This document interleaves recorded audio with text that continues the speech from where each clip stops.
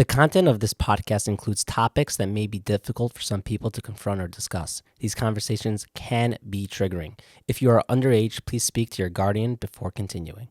Welcome to That's an Issue podcast. Now, I am not the show host. I'm just going to be helping with a few of the intros and outros. But my name is Yaakov Langer. You're listening to That's an Issue on the Living Lchaim network. And this is the fifth podcast that I am producing. There's Meaningful People, Kosher Money, Spirit of the Song, Not Your Typical Podcast, Charlene Amanoff, and now That's an Issue. We've been recording these for the past, I would say, 7 months, and I needed to say that this project has been changing my life. There are unfortunately so many mental health issues, some of them large, whether it's OCD, eating disorders, grief, depression, really, the list goes on. And there's so many problems that people have with their relationships, whether it's marital or with their children or just between their friends. And I really have seen from this show that you're about to embark on that there are tools out there to get help, to be able to just live better, to think better, to have better relationships. And we bring on the best of the best therapists, psychologists, psychiatrists to talk about their experiences with the people who sat in their office on their couch. We kind of shifted over here. We put the therapists on the couch, and we have the host, Dr. Tara, who's a psychologist, and her husband, Yoni, who's not a psychologist. Great blend over there. And they speak each episode with a different professional about the issues that they've seen. And different episodes are going to speak to you a little more than others, but they all have great lessons. And I remember, we did a few of these episodes, and I'm like, okay, I'm not as particularly interested in this subject. And I walked out of there, I'm like, whoa, I have so much more knowledge on how all of that works, and it's just so helpful. In this episode, our very first pilot episode, we thought it made perfect sense to bring on the people running Relief. You'll see on every episode a link on the bottom to connect with Relief. Relief is an organization that helps people find the right therapist, the right psychologist, and really points them in the right direction. They obviously go through and find the best of the best, and they're helping us find our people that we're going to have the conversations with. And in this episode, it's Rabbi Binyomin Babad and Rabbi Motti Rapoport. And enough about me explaining who they are, but they're running Relief. And there's so many questions you probably have about how they could be doing what they're doing. And just, what's the biggest problem? What's the biggest mental health issue that they're seeing? And they have a very clear answer, and you'll hear more about that. Without further ado, I am very pumped to show you this episode. Mental health, relationships, those are loaded topics and something that affects every part of our lives. But we aren't having enough open conversations about it. And that's an issue. Good evening, Rabbi Babad, Rabbi Rapoport. For some of the listeners and viewers who are not familiar with Relief, can one of you describe what Relief is and what it does for the Jewish community? Sure. So Relief, is very simply, is a mental health referral service. It helps people find the best mental health care available. So the From Community has a number of organizations that provide medical referrals. If a person needs a cardiologist, an oncologist, a kidney specialist. And actually, the founder of Relief was very involved in setting up one of those services. And he realized that if you need a referral to find a good cardiologist, for example, how much more so do you need one to find a good mental health professional? Because you can ask your brother-in-law for a good cardiologist, but you might not want to ask your brother-in-law for a good therapist. So the idea behind the service was that it's pretty hard to find a mental health professional on your own. It's very hard to get information in terms of what their specialty is, what their background is, how good they are. And so what we are basically is information brokers. We collect information on clinicians, and we make that available to people who need it. Can you identify 3 issues or issues that the Jewish community is facing, top 3 that can be addressed? Anxiety, anxiety, anxiety. I knew you were going to say that. No question. No question. In fact, we actually just had And that goes all demographics and age groups. Everything. We just did an interesting thing with the data that we've collected over the last 20 years, and crunching the numbers. And one of the graphs that were created for us was the various disorders that we deal with, and everything has grown over the years, right? But anxiety shot up the last 2 years like you can't imagine. So for people who are listening to the podcast or watching, can you describe what is anxiety clinically, or when someone says they have anxiety, how do you know that it's not just nerves, or like how can you define? I mean, we have a doctor here, Ask but the doctor. yeah, what No, is right. anxiety? Well, some level of anxiety is normal and healthy, but the people calling you, I assume it's impacting them daily, and they can't function. Well, right. It's people who are not anxious at all, right, will be lounging around doing nothing all day long because nothing is driving them. So anxiety actually is good in a way because it drives us, right? So I mean, It's called Yerkes-Dodson law. there you go. I did go to school for a lot of She years. has the PhD on this idea, and I don't. But I think anxiety becomes an issue when it starts really interfering in a person's function. So when it either in practical day-to-day function or even in one's head, if a person's mind is constantly consumed with worry and anxiety, so that can impede their function. Am I saying it correctly? Yeah. I mean, I'm working in the schools, and that's our number one issue as well. So That's what we tell people. We tell people if the anxiety has reached a point where it's stopping you from doing things you should be doing, you're not going to be able to give that presentation at work because you're too anxious. You're not going to be able to do X, Y, and Z because you're too anxious. So then now you have a problem. The example I always give people is if you're afraid to fly, but you don't have to fly anywhere, all right, you can get through it. Right. But if your brother's making a chassan in Los Angeles and you're not going because you can't get on the plane, you have to take care of it. yeah. Okay, so you said anxiety has been on the rise the past 2 years. That's the number you used. Right. Is that COVID related? So we'll leave that to bigger minds than ours to answer that question. In general, we've seen a tremendous, and not just we. I mean, the industry has seen a tremendous growth everywhere you look, every article you read. There's no question that there's a tremendous rise in the use of mental health services, or the need for mental health services. So, is that COVID related? We couldn't. You talked about patterns. We didn't find any overarching pattern. At the beginning we saw things, but no overarching patterns. I don't know, maybe just it cracked everything open. I'm not sure. Right. Interesting. Can you give us any thoughts as to why anxiety is on the rise? Like, do you have any personal opinions about that?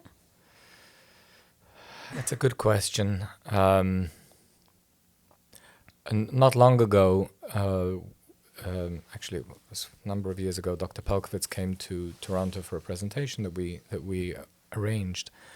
And one of the things that he was asked was how to prevent anxiety in children. What can we do to help our children be less anxious? And he posits, I don't know if he has back with this, I don't recall anymore, but he said that our children are exposed to so much more than they used to be as far as what's happening in the world. So we're bombarded with images of a volcano erupting in Iceland. That was a long time ago. in that Spanish island, I forget what it's called, and there's constantly something else happening that not so long ago we didn't really hear about things that took place farther away from our local communities. Now we hear about it, and we hear about it immediately, and that causes us to be anxious. Oh my goodness, what's going to happen if this happens here to me, to my family, to my community?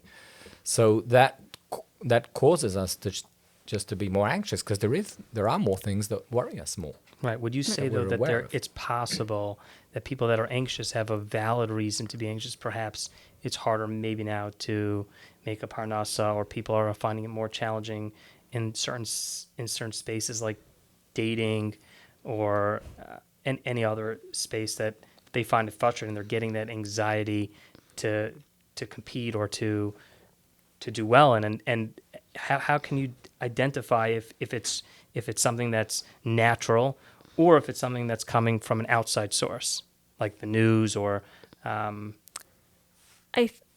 Sorry to. Doctor? Can I answer the question? Please.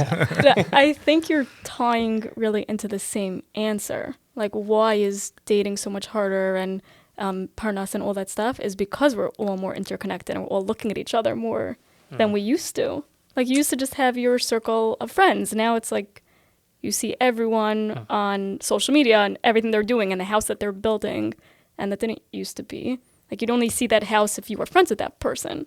Right? But now you see it everywhere. do we find that there's more stress out of town or less stress out of town? So let's say if you live in the 5 towns or in, New York area, or where there's perhaps more Jewish people clustered around one area, does Relief find that the data shows that there's more stress than if you lived more spread out? And So we've never really looked at data like that, because that's kind of hard to do. I mean, one would think so, right? One would think that if you live out of town, it's a little bit less of a rat race and a little bit less of a pressure. I remember there was one thing there was a psychiatrist who was doing a study on OCD, and a couple of her, the people who were in the study moved to the Caribbean. And then when she checked up with them 2 years later, they didn't have OCD anymore. Okay, so she said that was Right. pure. So it's a good question. I mean, do people in rural areas suffer less from mental health issues than people in the cities, or specifically from anxiety? Let's say specifically from anxiety. Right, specifically from anxiety. Right. When I first started working for Relief, my mother-in-law was not happy. Yes, Schwiger, this one goes out to you. She wasn't happy. Why? She's an old timer, and she says, "What's with all this therapy, schmerapy? When I was growing up, we didn't need therapy. We didn't have therapy. If our children had an issue, we figured it out." So I said, "Oh, how did you figure out if your child was acting out or something was wrong? What did you do?" "Well, we all sat in the park and we spoke about it." I said, "Oh, so you had free therapy." I said, "No one is sitting in the park talking about it anymore because no one has time." So we don't have, we don't stroll down the garden path and lean on the gate and schmooze with a neighbor for an hour and just chit chat and talk about what happened, or less. We do it less, perhaps. So maybe that's a reason. Interesting. We're just the time. We don't have the time. We don't have We're time. just too busy. It's the rat race. We don't have time. Okay. Maybe. I don't know. To go from that comment, could we talk about stigma for a bit? Sure. I assume the stigma is going down, right? If you're getting so many calls and that number is growing. Right. Is it? Do we still have a ways to go? So it's a very, very interesting question, because the question is, how do we look at stigma? So there's the personal stigma, and then there's like communal stigma.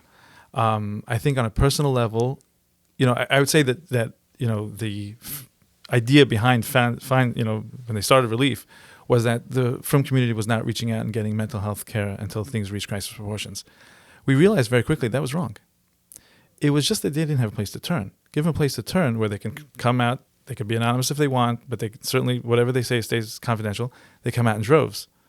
And the proof is in the pudding. We've had 125,000 people reach out to us. Wow. That's a lot of people. That's a big number. That's a big number. Yeah. So what we realized wasn't that people didn't want help. They did want help. They just didn't know who to speak to. So again, on the personal level, I think the stigma of going and getting help, certainly things have changed. There's no question. And I think the idea behind a lot of what we do, including this tonight, is letting people know that there is help available. And if there is help available, it's a shame not to get it. Right. So that's, I think, on the personal level.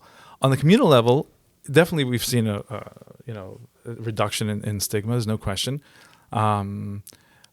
But on the other hand, there's always going to be some stigma involved. It's because it's a private Right. topic. When you're dealing with mental health issues, there's it's private information. I'm not going to tell you about my mental health issues necessarily. It's none of your business.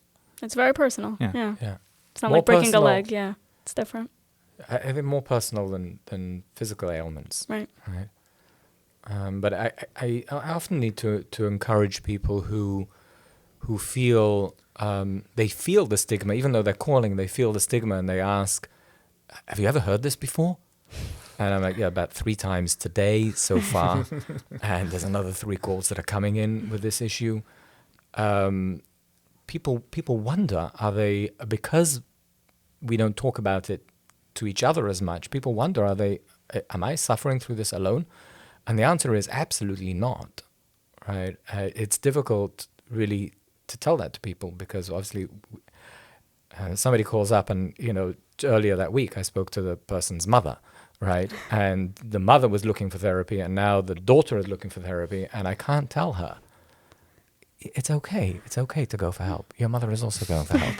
I can't say that. Right. So I'd like to ask a question with regard to, the need to let everybody know that, therapy is available. There are people that say, it's therapy doesn't work or it shouldn't go to therapy. I've definitely heard that before. This Shabbos, I was sitting at a table and someone said to me, "Oh, what do you do?" I said, "Oh, I'm an attorney. What does your wife do?" She's a therapist. I said, "Oh, great. The ailments with no cure.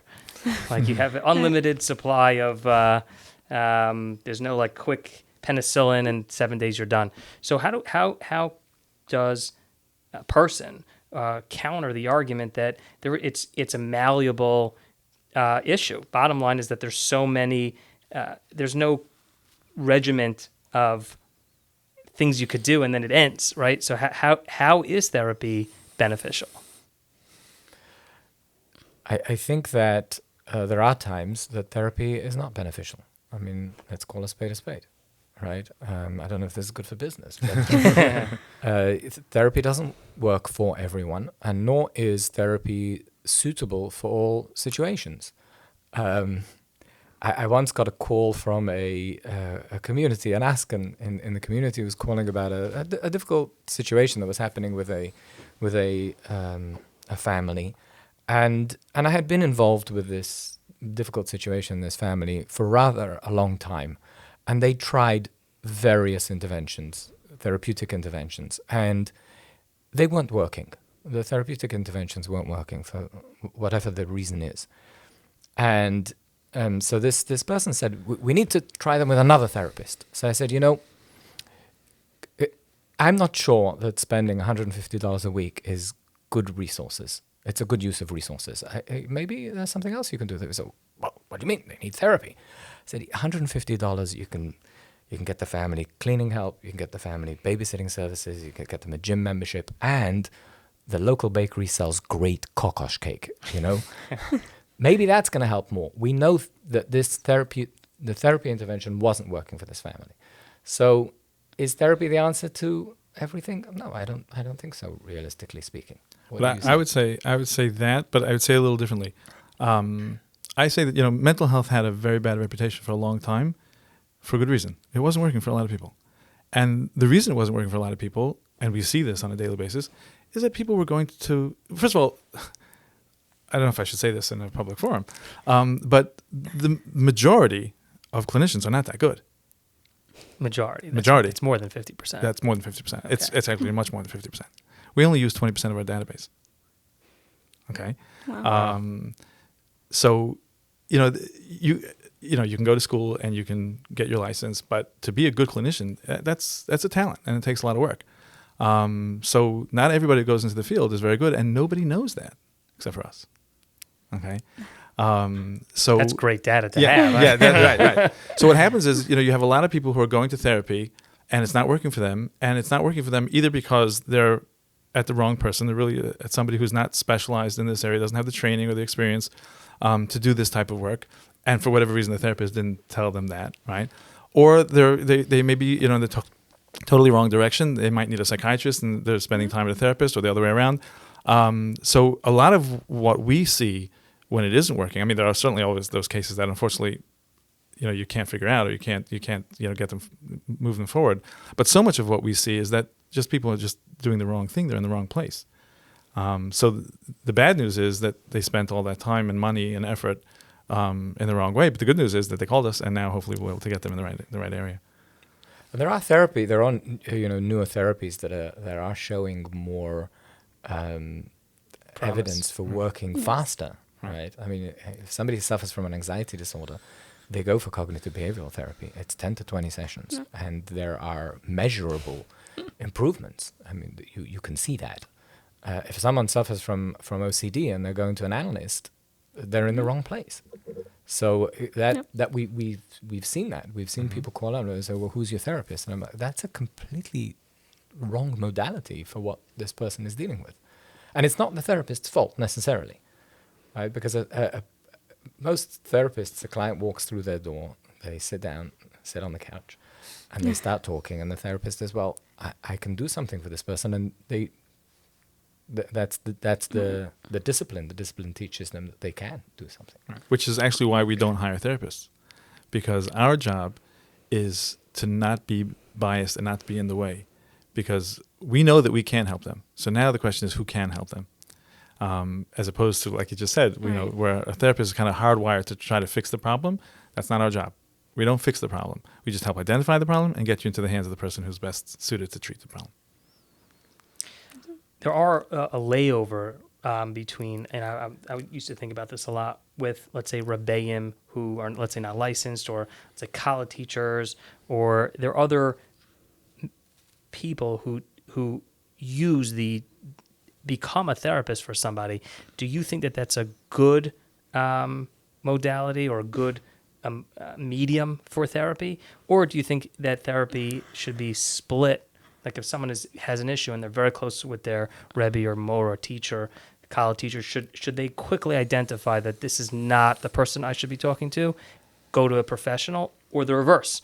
Maybe this rabbi, teacher, Mora, they have what needs to help this kid.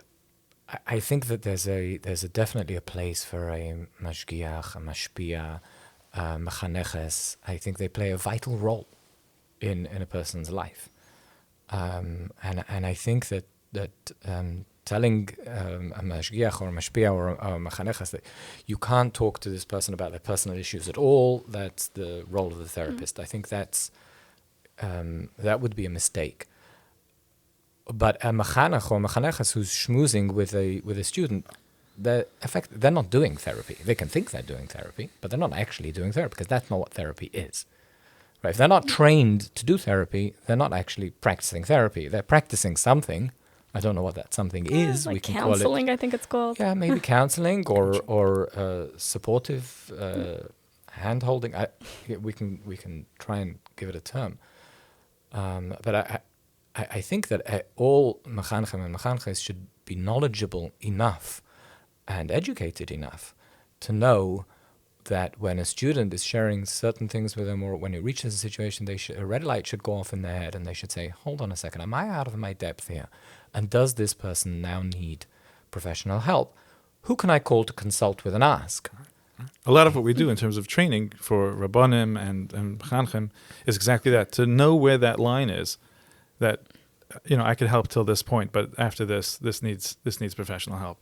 As I heard from a very, very well-known Rosh Yeshiva, he said to somebody, you need to speak to somebody who the letters after their name doesn't spell shlita. That's very cute. To go back to we were talking about stigma, like really look at the opposite end. In all the Jewish publications, there's a lot about mental health. What do you think about that? Is it too much? It's a double-edged sword. On the one hand, it creates a lot of awareness and gets people to maybe, pick up the phone and go try to deal with their problem. On the other hand, they're trying to sell newspapers, magazines, whatever. And so therefore they're using the most, extreme stories and giving it kind of, it's not a accurate picture for the most part. One Shabbos, I was flipping through. I'm like, this is so depressing. Every single article. Right. It was a Right. lot. Right. So one of the things we'd like to do, and we're actually working on it now in terms of creating more content, so that there should be more accurate content available out there. Yeah, it makes sense to, they want to sell magazines. That's great. I understand. But for somebody who wants real information, there has to be more availability for real. Right, exactly. Podcast. I think most families in Klal Yisrael are functional. And in the newspapers, if you read the average newspaper, you think that we're all nuts. Right. Just not accurate. My grandfather, if I may share a story, my grandfather was a Nevardika. He learned in Nevardik in Europe. I give that as an introduction because the story that follows is a very interesting story. He attended a Nevardika conference. The yeshiva, the network of the yeshivas Beis Yosef would have conferences where representatives from all the yeshivas would get together, and I guess they would do chizuk or talk about what's happening in their branch. There were many branches, and he returned from a conference, and shortly thereafter there appeared in the Beis Yosef journal a short little anecdote about the conference that was attended by 150 people. And he met the correspondent who wrote this, and he said there were not 150 people there. There were about 50 people there. And he said, 50 people? I thought there were 20. Had I known there were 50, I would have written that there was 500 people there. And this was a Nevardika. So that's newspapers. Okay, I have another question. Can you tell us about a very challenging or difficult call or situation that you've been involved in? So I had a call this morning. No, just kidding. Right, after we're saying not to sensationalize right. mental health issues, but... So actually, it's interesting. I think that the most challenging issues that we have are not necessarily a particular case. I mean, certainly you have cases that are difficult and don't fit the pattern and don't neatly fit into the box, and you can't figure out what's going on. So those obviously are challenging. But the things that are actually most challenging are the cases where the person doesn't want help. Right. Because if the person wants help, with very few exceptions, there's really good help out there, and almost everything can get better. Something is completely better, something is partially better. But when the person refuses help, refuses to see there's a problem, and there's no one in that person's life that can influence them. There's no Rebbe, there's no sibling, there's nobody that they will listen to, then we're in trouble. Those are challenging. Right. Well, what steps would you take? So the only thing we could do really in those situations is offer help to the person who's calling. So if the person who's calling, say for example, is a sibling or a spouse, so then sometimes we set them up with a therapist. Because again, sometimes if the therapist, goes through what's going on and really pays attention to the details, they can sometimes find those points where it can get somebody to do the movement that they have to make. But those are tough. Yeah, I think that those sorts of interventions sometimes unstick a person. Sometimes. But yeah, I think I would go with that. Challenging cases are cases that, when the person is stuck, they're sad. It's just sad sometimes. Yeah. Maybe that's the challenging case. The challenges, I guess those are the ones that are sad. Right. So continuing from there, how do you walk around like happy, hearing all the issues everybody's facing? It's such a burden to carry. It's interesting. One of the things that we do at Relief is we make follow-up calls. We follow up with the people who have called us after a month, 3 months, 6 months, a year. There's a whole process in terms of finding out how they're doing. So we're doing this for a few reasons. Number one, we care about people. We want to see how they're doing. We certainly also need that feedback because the feedback we have will help the other person. Happens also to be great PR. People love it when you call them to find out how they're doing. It's great. But one of the unintended outcomes of making these follow-up calls was exactly this, saves us from burnout. Because if all you're hearing all day long is one sad story after the next sad story, that's going to burn you out, and the staff would not be able to handle that. But because we make these follow-up calls and we hear people say, you saved my family, you saved my life, you saved my marriage, that keeps you going. right? So just today in the mail, we got a letter from somebody, for the person who runs the eating disorder division, how this mother wrote this letter about this young lady that this woman had helped, and today she's married and she has a few children, and it's all because of her. So you those kind of stories keep you going. That's what makes it work. Right. So with That was my next question. If you have any good, feel good type stories. Yeah, I think that's what it does keep us going. I don't think it takes away from the weight. I think that when you hear so many stories, it does weigh on us. I mean, I maybe some staff members more than others, but hearing positive feedback does lighten that burden. But I think it's a very privileged position to be in. I once understood it as your average person lives through one life. They live through their own life, their spouse's life, their family life. We're privileged. We live through many people's lives, and we experience many people's lives. I mean, those of us who've been at this for a long time, we've seen families build themselves from having been through very difficult situations, and that either their children are getting married or they themselves are getting married. It's a privileged position, really. Right. And I would say that we sometimes get to appreciate what we have much more. There was a time I remember I was speaking to a woman. This woman was a nightmare of a mother-in-law, just a nightmare of a person, and she was unbelievable. And when I got off the phone with her, I called my mother-in-law, and I said, "Thank you." She said, "For what?" I said, "Doesn't matter." Do you find that when it comes to mental health and the trends you're seeing, are you seeing that substance abuse is the cause of certain mental health issues, or the reverse, perhaps, that mental health issues causes substance abuse, if that is at all? So it's probably a little bit of both. There's certainly a good bit of substance abuse that goes with mental health issues where the person is self-medicating. You'll find that very often in a number of the more serious disorders, bipolar disorder, schizophrenia. But a lot of the addiction issues that we're dealing with and that you're probably talking about, that we see, are people who have a hole that they're trying to fill. And unfortunately, they pick a bad way to fill that hole, whether it's alcohol, drugs. And so the question is, why do they have that hole? What could have been done to prevent that? What coping skills should they have picked up along the way? Those are the type of things that we think about. There's literature about co-occurring disorders and dual diagnosis, and I'm sure there is some evidence that certain substances could trigger mental health issues. There is some evidence to that.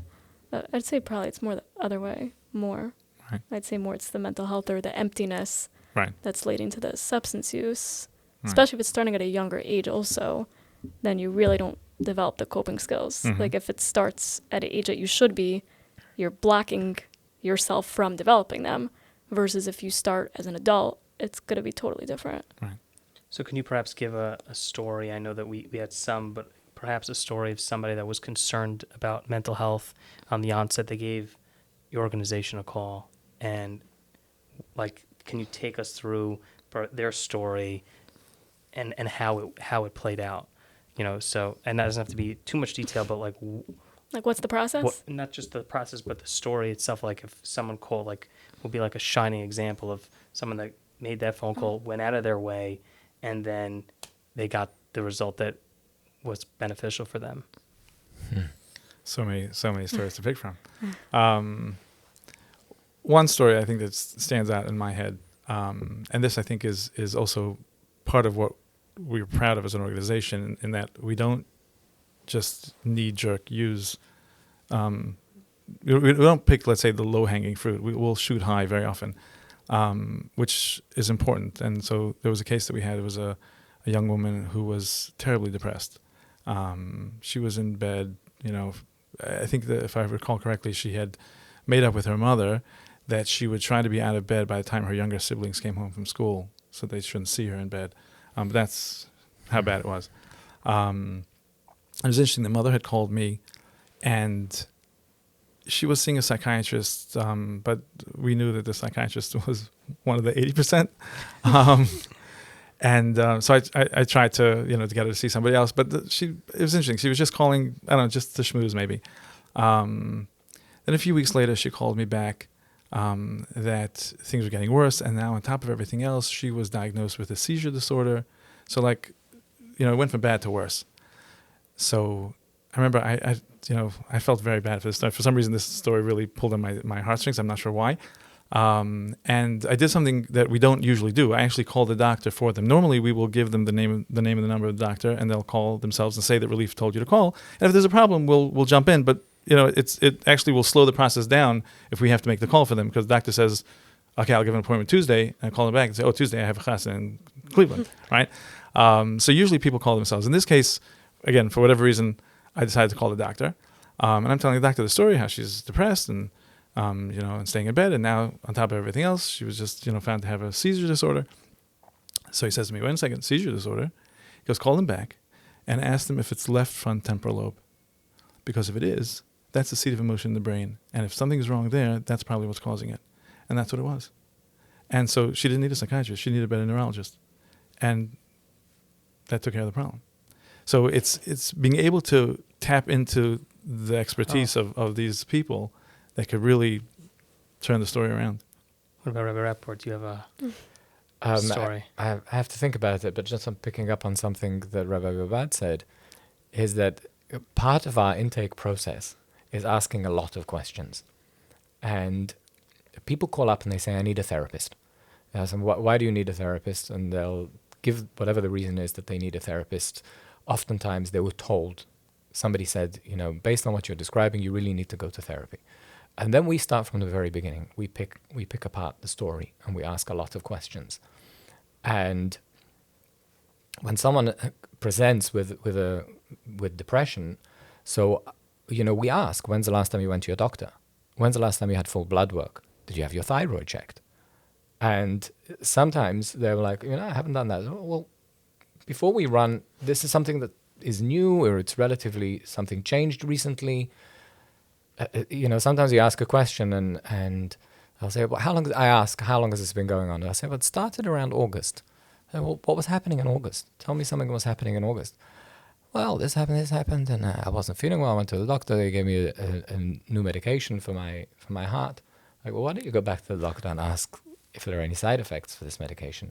Sometimes That's the answer. So sometimes that's the answer. Mm. So is that a feel-good story? It's not a feel-good story, but there are many, many feel-good stories like that, right? Just like trying to... Sometimes you have odd presentations. Like a person... recently, I had a call from someone who was speaking about a family member that whenever they go to a certain house, they're very morose and very sad, and they're fine in their own home, they're fine in other siblings' homes, but in this home, they're very sad. And so the caller was saying, it must be something about me, I need to go to therapy. And I started asking questions about the home. Where does the person sleep? What does the person eat?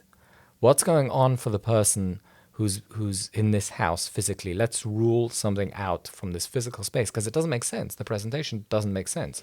If they're fine everywhere else other than in this physical space, and when you, the individual, go visit them in the other spaces, they're fine with you also. So maybe there's something in that, I don't know, carbon monoxide leak. I don't know what it is. But something doesn't make sense. So we ask a lot of questions just to... Doesn't really answer your question. I have another question. Mm-hmm. Do people call you with very mild symptoms? Like someone who just, like they're functional, things are going well, they just need like a little more support. They're feeling a little down, and they just, they want a name of a good therapist, and they don't know who to go to. But it's very mild. Like it's not to the level of some of the things you're describing. So I think now we're seeing more of that because of the awareness, right? But even with that, there are times most of the time, by the time somebody picked up the phone to call relief, they're probably going to need professional intervention. Every once in a while we'll have a situation where maybe they're just overreacting. Like, you know, one of the questions we ask is like what you were saying, like how long has this problem been going on? So a woman called me up. She said, you know, she needs a mental health professional because she has an anxiety disorder. And I asked her, how long is this going on? She said, since Thursday. I said, you know what, maybe you don't need a mental health professional. Let's wait and see a little bit. But I think most of the time, by the time they're calling us, people really do need an intervention. On the other hand, there was a person who was once trying to reach me, and they were calling the office, and I wasn't in the office. It was late in the evening, and I was home. And it's very rare that people call me at home. Very, very, very rare. Because he lives in Toronto. Because I'm very respectful that way. But the fellow called up and he said, "It's urgent. I need to speak to you. It's absolutely urgent. This problem has been going on for 20 years." So, you know. Has there been a time where it was pikuach nefesh? You needed to make this phone call. Someone called you. You needed to like act this quickly, and you actually that phone call was the make or break of this person. So, let's say we don't carry phones on Shabbos, for example, because we're not Hatzalah, right? And for example, if you're calling me at 2 o'clock in the morning, you're calling the wrong guy. I do referrals. I can give a referral at 2 o'clock in the morning. It's not going to help you at 2 o'clock in the morning. So if you need that kind of help, really, that's when Hatzalah comes in. On the other hand, there's certainly situations where, you know, acting quickly can make a very, very big difference. You know, just an example, we had a situation where a young man was having a manic episode, and it was a question of either hospitalizing him or getting him seen by a psychiatrist as quickly as possible. And again, if you can avoid hospitalization, if you can safely, you'd want to avoid hospitalization. Why? Because there's an old saying in the South that the best piece of rhubarb pie you ever had is only a little bit better than the worst piece of rhubarb pie you ever had. Okay, and the same thing is true with psych hospitalizations. Right, even the best hospitals, it's not labor and delivery. There are no balloons and flowers. It's psych hospitalization. So if you can avoid it, again safely, it's a goal. So we can, because we have access to these people, we can get somebody an emergency appointment and have them seen and have the psychiatrist determine, can this person safely stay out of the hospital or do they need to go into the hospital? Whereas without a service such as ours, so many people end up in the emergency room for panic attacks. And there's no reason to be in the emergency room for a panic attack. In Canada, with socialized healthcare, we can't do that. And I've had a number of occasions where people have called up looking for a therapist, and I do an intake, and I say, this doesn't need a therapist. This needs you to get in the car and go down to emergency room.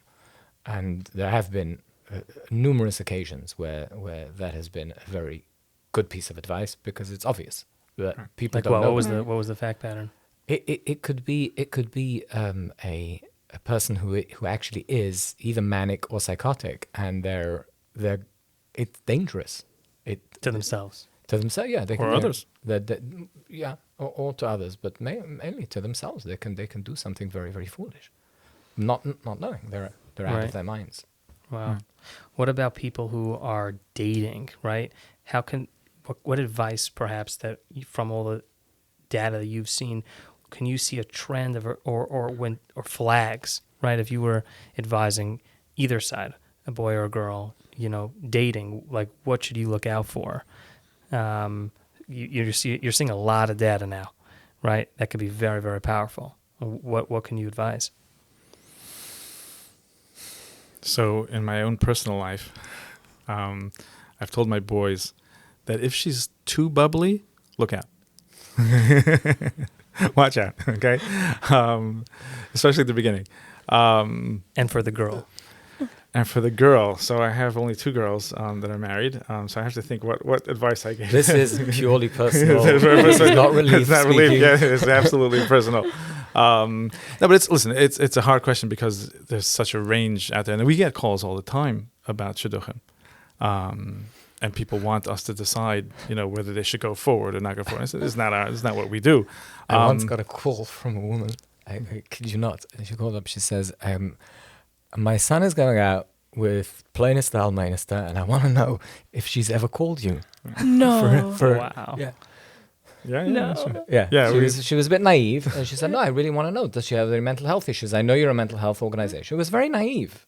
I know that you're a mental health organization, and therefore you should give me this piece of information. Wow. Because my son is Should we very out. tell the audience that that's That not does not allowed? happen. Never happens. No, that goes without saying. But then you told her, of course, that that person did not. What I call. said to her was, I said that everything we do is confidential, and whether or not she did call, she didn't call. I don't know if she did call, she didn't call. I have no recollection of who I did speak to, who I didn't speak to. Horaya, when my wife tells me to buy bread on the way home from the office, I forget.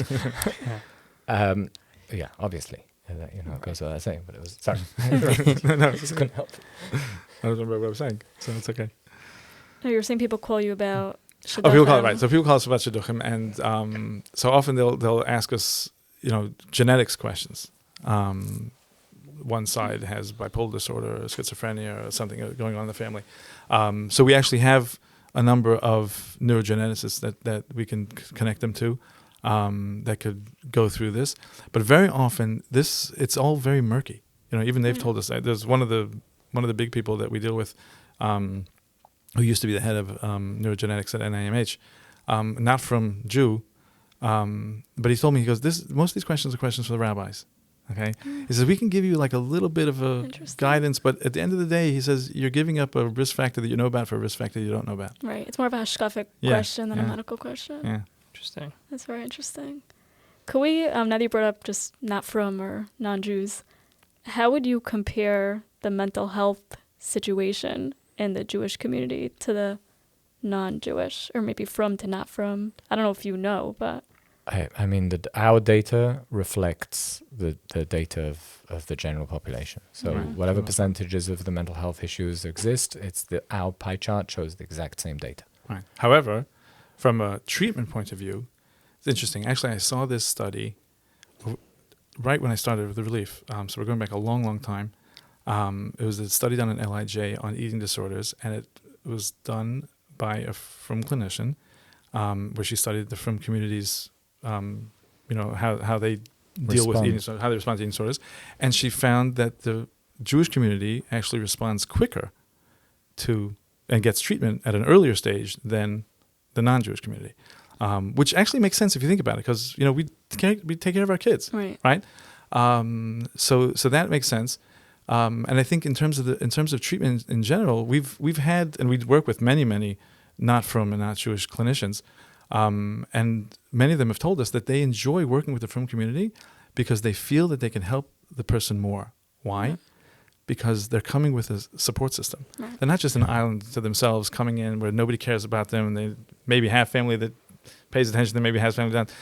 By the frum community, there's somebody that's going to be involved. Maybe too many people are going to be involved, but there's somebody going to be involved, whether it's family, and if there's no family, there's going to be a kehillah.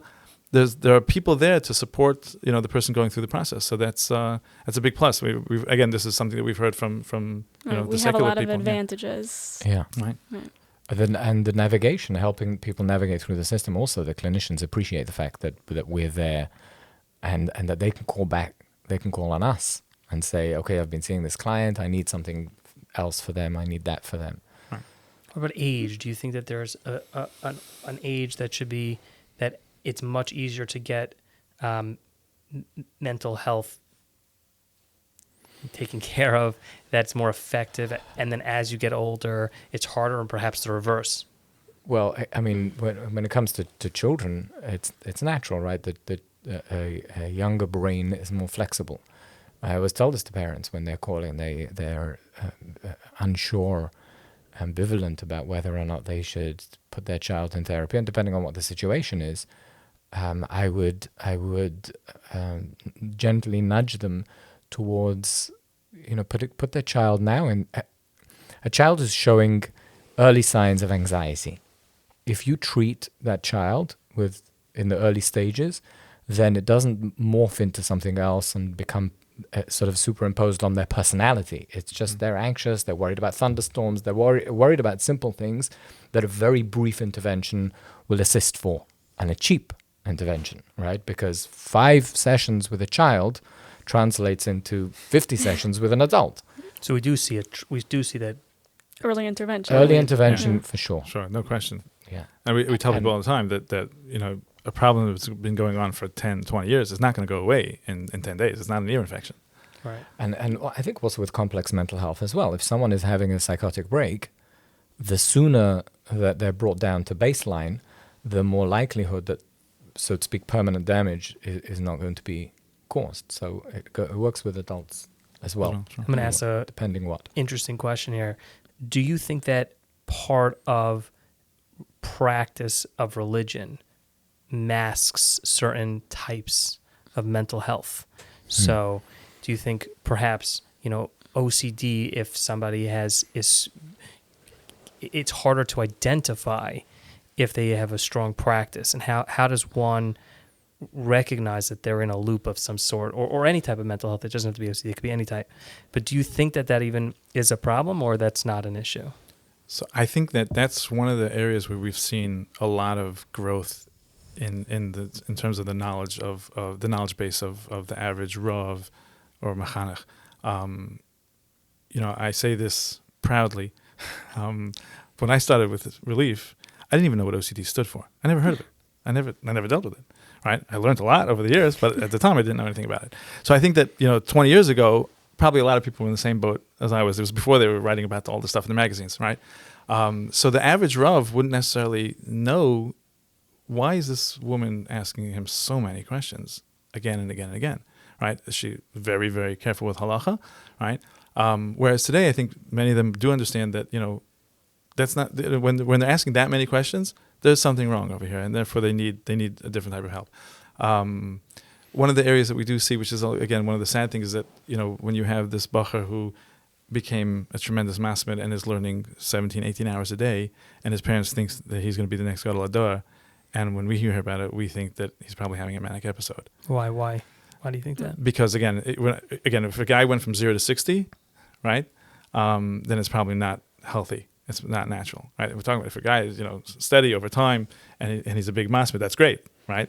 But when somebody has that kind of flip where they were a regular guy and then all of a sudden they're like super, masmid, usually once you start looking and you start paying attention, you'll see that there's something else going on over here. And So that's I think where sometimes even in yeshivas, they may not realize. They say, "Oh, this bacher is learning so beautifully, so it's great," but it's not always so great. And what's he doing in his downtime? Right. How does he keep himself occupied when he's not learning? That would also be an indicator. Can he relax? Does he have the capacity to relax? In other words, is he just a serious masmid? Is he a serious masmid with the ability to relax? In other words, that's very good. We need more gedolim, right? That's wonderful. And I think that if you look at the profiles of our gedolim, they knew how to have fun too, Right. when they were younger. So that's a good dating question then.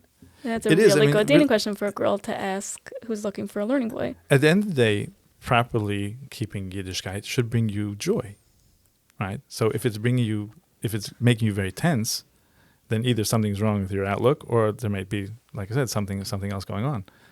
Which again is really one of the ways, let's say, we differentiate between perfectionism and OCD, right? So I know a woman, she's a perfectionist. She loves to clean. Okay, she'll clean. I remember I was once at her house and they had a simcha, and an hour after Shabbos, it was like nothing happened. Everything was back in place. All the tables were gone. Chairs were folded. The place was spotless clean. And so she's a little crazy that way. But when she's finished, she's happy. Okay, Right. so she's happy. That's fine, right? Whereas somebody who has OCD on cleanliness is never happy. It's never clean enough. They never did it good enough, or they never said Kriya Shema with enough kavana, or they never, they're never really happy. And that's coming from an unhealthy place. So do you think people perhaps should use, like someone has a tendency to have either ADHD, ADD, or any of these other tagged symptoms that are no good, right? But really, if they're harnessed correctly, they can produce tremendous outcomes, right? Some of the biggest CEOs, some of the biggest Gedolim are very unique when it comes, not unique, but fascinating, and they have particular ways of getting to where they need to go. And if they were put on medication, or if they were told not to go, harness that energy or whatever it is that that was pushing them to go down that road, they may not have gotten there. So do we think that there is a, like, how do you, on the one They're hand, shaking their heads. I have to share an anecdote, if I could. yeah, Interesting story. I once I received a call from a psychiatrist, and not from a psychiatrist, who was treating a frum individual who was convinced that he was Mashiach. And he was, he was into Kabbalah, this individual, and he was writing gematrias, and the psychiatrist asked me for help, and he was able to convince this individual for me to actually come to the office. I know we don't usually do that, but that's what I did. I went down there, and he absolutely refused to take medication. This person refused to take medication. And I didn't know what to do. I really genuinely didn't know what to do. So I went and asked Reb Shlomo Miller, who's the Rosh Koil in Toronto. He's an Adam Gadol, a real Adam Gadol. And in our conversation, he said, you should tell him that if he takes medications, it won't prevent him from being Mashiach. He's going to be Mashiach, still. It was said in jest, but I think Rabbi Babad was sort of shaking his head on the side. I'm translating that shaking of a head. That someone who's Asiri Legadlus is going to be a Gadol. you don't think by taking depressant, I don't mean like a depressant like that makes you depressed, but to slow a person down can slow a person down. It could drag a person. I don't think so. I think that if a person, this is my opinion, I don't know if it's correct or not, but I think that if a person has ADHD and they have a very hard time focusing and they have the ability, again, with, doing it responsibly, going to a psychiatrist, doing a full evaluation, ruling out differentials that it isn't anything else, and they really have ADHD, and they try Ritalin, and it works for them and enables them to focus, and they're able to sit alone with a Yishuv Adas. How could that, I don't know. I don't think. Right, Yoni, I think the answer is you call relief. You get a good psychiatrist, Right. and you don't over-medicate. You're talking really about Right. over-medicating. A good psychiatrist and a good Rosh Hashiva and a good Rav to consult with whether or not you should or shouldn't take the medication. Right. I think both. Right. There are definitely people out there with, let's say, for example, ADHD, who are able to harness the good parts of the ADHD and really take advantage of the advantages that come along with it. Right. But that's the minority of people. It's not that common. Or the perfectionist who makes sure like I'm reading about Steve Jobs, and he was a perfectionist. But he was also totally nuts. I'm just saying we wouldn't have Apple computers, but Right. What I'm saying is that like there is a value to having some of these quality traits. Like, is it a risk that someone takes when they go down this path that they lose that element of them? So I think I agree with what Matthew's saying, is that in reality, no, because really it's going to help you. If you do need the medication is going to help you. It's not going to take away, those strengths that you have. Although, again, there are people who joke about this all the time. I remember once hearing this from Dr. Pelkowitz, and if he's going to be a future guest on the show, I took one of his stories, but don't worry, he has plenty more. But he was once standing with a Rosh Hashiva, and the Rosh Hashiva says to him, Pelkowitz, you see this whole campus? He goes, if I was a kid today, they would have put me on medicine. None of this would have been here. Okay? But I think in the end of the day, it's really, again, as long as it's not over-medicated and it's done properly and it's done responsibly, it's mostly almost always positive. Got it. So we're going with like the majority as opposed to the outliers. outliers. Yeah. Got it. Yeah. So for the average person, each person should. Yeah, I think it's also case by case. Right, of course. You can't make generalizations about these things. But. Is there a danger of starting someone on medication at a young age? Like I've read about people who start with a substance, that they need, and then it slips into something that they're not happy with, and it becomes addictive, and then they're struggling with that. Is it perhaps better to? I mean, this all comes from identifying a good therapist, and that how do you identify a good therapist? I think these are good questions, and these questions can't be answered, as a generalization. Right. If to start a child on medication, what the possible side effects are of that medication, a good psychiatrist should weigh in on that with the family, based on family history, based on all the factors that are associated with each child. Right. And also you have to realize the educational system that we're working with, right, is a little different than it was in the past. You have to fit a little bit more neatly into the box, and you can't color outside the lines like maybe we could when we were kids. And that also plays a role. Again, we can discuss if it's positive, negative, but the reality is, and I've discussed this with parents, a lot of times, is that, yes, you may not want to put your child on medication, but if you don't put them on medication, they're not going to necessarily be successful in yeshiva, and then you're going to have other things to deal with. So you have to weigh that. What are the side effects of not being on medication? Right. There you have it. We have so many more incredible episodes coming up. But in the meantime, if you or a loved one or someone you know could use some help, please call Relief. They're absolutely free and incredible. Their website is reliefhelp.org, reliefhelp.org, or you could call their numbers, which is in our show notes. And yeah, get ready for some really incredible deep dives into big issues that are going on in Klal Yisrael, and we hope you enjoy this ride, and we hope you get a lot of inspiration, knowledge, and direction. Until next time, that's an Issue Podcast. Living L'chaim.